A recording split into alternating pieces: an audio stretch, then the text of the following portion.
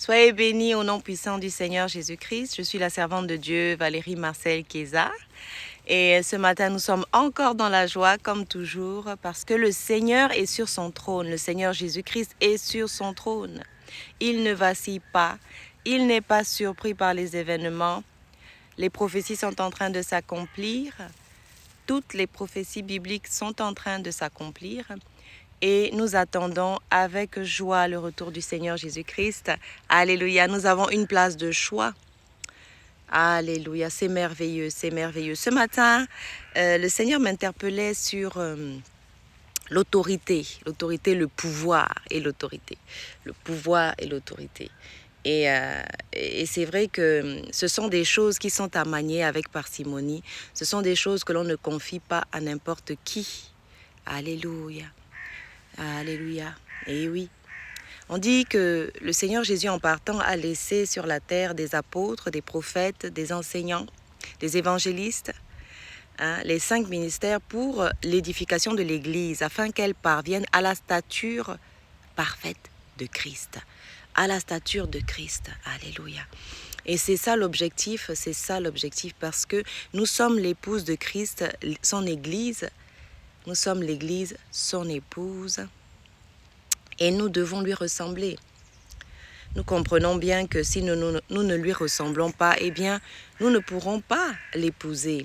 Alléluia. Nous sommes en préparation. La parole de Dieu dit que Dieu lave son épouse l'Église par l'eau de la parole. Après l'avoir trempée dans l'eau du baptême, lavée dans l'eau du baptême, eh bien maintenant, il la lave. Il la lave pour la faire paraître à lui-même sans tache ni ride. Voilà ce que le Seigneur Jésus est en train de faire. Le Seigneur Jésus n'est pas là-haut bras ballants, il n'est pas là-haut en train de se reposer. Il intercède, dit la parole de Dieu, pour vous et moi, jour et nuit. Nous avons cette assurance-là et c'est ce qui nous fait tenir. C'est ce qui fait que même dans les moments difficiles, même dans les situations qui semblent désespérées, eh bien, nous ne perdons pas espoir. Parce que notre espérance est vivante, notre espérance est puissante, elle est agissante. Alléluia! Oui, c'est le Seigneur qui agit pour son Église, c'est le Seigneur qui protège son épouse. C'est merveilleux, c'est merveilleux. J'aime beaucoup parce que l'apôtre Paul a parlé du mariage comme l'image de Christ et son épouse l'Église. Christ et son épouse l'Église. Vous voyez cette sagesse dont le Seigneur Jésus fait preuve, cette persévérance, c'est merveilleux en fait. Il sait là où il va, il sait comment son épouse doit être au final. C'est lui qui a les plans, c'est lui qui a la carte. Et il travaille avec acharnement, il travaille avec patience, il travaille avec persévérance. Alléluia. Le Seigneur Jésus avait reçu autorité, avait reçu pouvoir. Et c'est ce qui nous a délégué lorsqu'on a dit au nom de Jésus-Christ, tout genou fléchit et toute langue confesse que Jésus-Christ est Seigneur. Tout se soumet à Christ parce que Christ est obéissant, parce que Christ est humble. Si vous donnez le pouvoir à un tortionnaire, vous donnez le pouvoir à quelqu'un qui est orgueilleux ou quelqu'un qui a une mauvaise estime de soi-même, un complexe d'infériorité ou qui n'est pas à la stature de Christ, eh bien, il va en faire tout et n'importe quoi. Et c'est vrai que nous avons reçu l'autorité, mais pour faire la volonté de Dieu. Et j'aime cette prière sacerdotale qui dit que ta volonté soit faite sur la terre comme au ciel. C'est-à-dire que l'objectif, c'est que la volonté de Dieu s'accomplisse. C'est pas que ma volonté en tant que Valérie, votre volonté, nos sentiments, nos émotions, ce que ça nous pousse à faire. Non.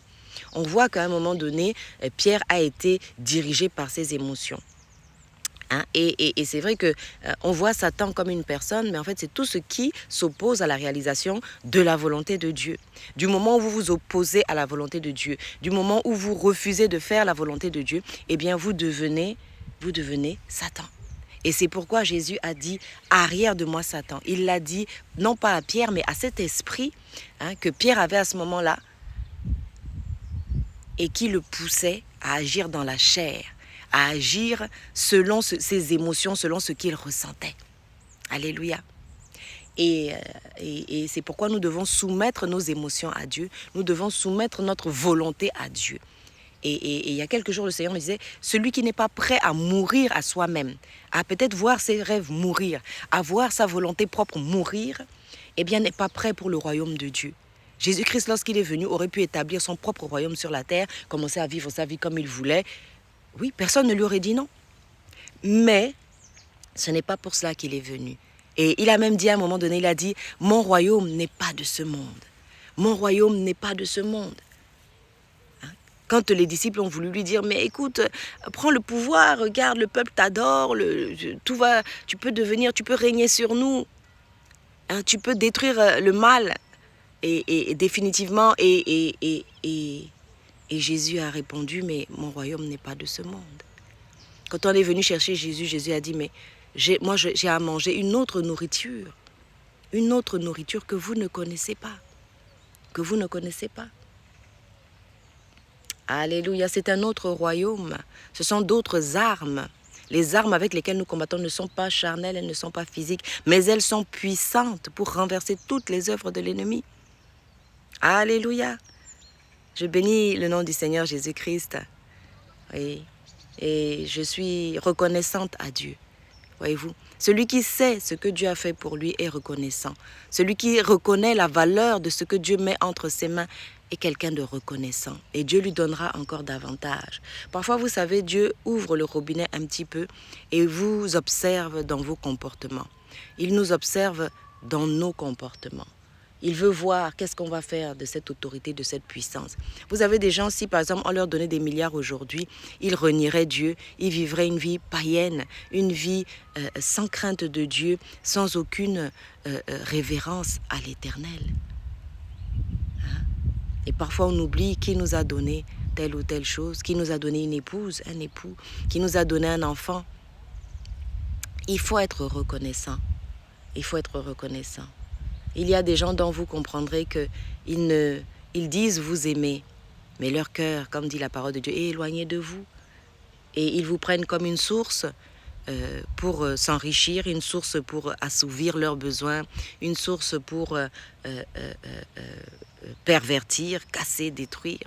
Ce n'est pas l'œuvre de Dieu. Quand vous rentrez dans la vie de quelqu'un, vous devez apporter la paix, la joie. Vous devez apporter la stabilité. Vous êtes responsable vous-même de porter ces choses pour les apporter. Voyez-vous, le Seigneur Jésus, il a veillé sur la terre à obéir à Dieu, à rester humble, à rester sous l'autorité de Dieu.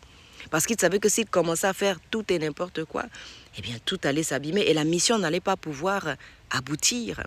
La mission pour laquelle Dieu vous a mis sur cette terre, il ne faut pas la quitter des yeux, il ne faut pas omettre cet objectif principal. Certains sont venus et pensent que sur terre, que l'essentiel c'est de se marier, l'essentiel c'est d'avoir des enfants, l'essentiel c'est d'avoir un travail, c'est d'avoir une belle villa. Mais l'essentiel c'est d'obéir à l'Éternel Dieu. Et parfois, ça va vous coûter. Parfois, vous allez passer par des situations que vous ne voulez pas traverser. Vous allez subir des douleurs que vous n'avez pas choisies, mais qui sont déterminées. Dieu sait ce qui est bon pour nous. Nous nous rappelons que pour donner Ève à Adam, il a dû le plonger dans un coma. Un coma artificiel. Parce qu'autrement, Adam aurait rétorqué, Adam aurait discuté, Adam aurait dit que Ève ne convenait pas du tout. Dieu a dû travailler. Et Dieu savait exactement ce qu'il fallait. Et même dans le jardin d'Éden, lorsqu'il y a eu faute, lorsqu'il y a eu péché, et que Adam a voulu rejeter Ève et la jeter en pâture, eh bien l'Éternel a dit, mais c'est de Ève que viendra sa descendance écrasera la tête du serpent. Adam était prêt à jeter Ève aux oubliettes, mais Dieu avait un projet parfait, une volonté parfaite. Que ta volonté vienne sur la terre, que ta volonté vienne dans nos vies, que ta volonté, Seigneur, fasse disparaître la nôtre. Dans le nom puissant du Seigneur Jésus-Christ, soyez bénis dans vos maisons. Soyez encouragés, soyez fortifiés. On ne comprend pas tout, on ne comprendra peut-être pas tout sur terre, mais une chose est sûre, ceux qui se confient en l'Éternel, ils ne sont pas humiliés, ils ne marchent pas la tête basse et ils renouvellent leur force comme celle